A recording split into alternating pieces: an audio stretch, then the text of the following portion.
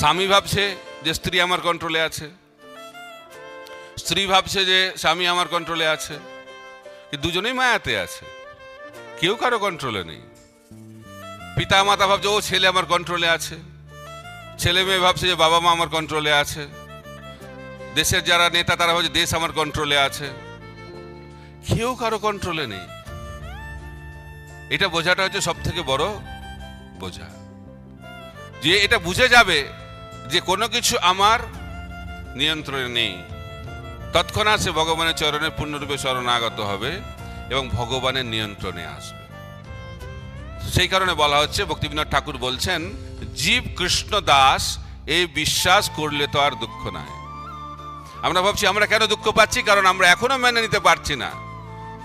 ইস্কনে প্রথম দিন থেকে শুনছি আমরা জীবের স্বরূপ হয় কৃষ্ণের নিত্য দাস, ওটা ক্লাসেই বলতেই থাকছি, কিন্তু অভ্যেস করাটা অত্যন্ত কঠিন।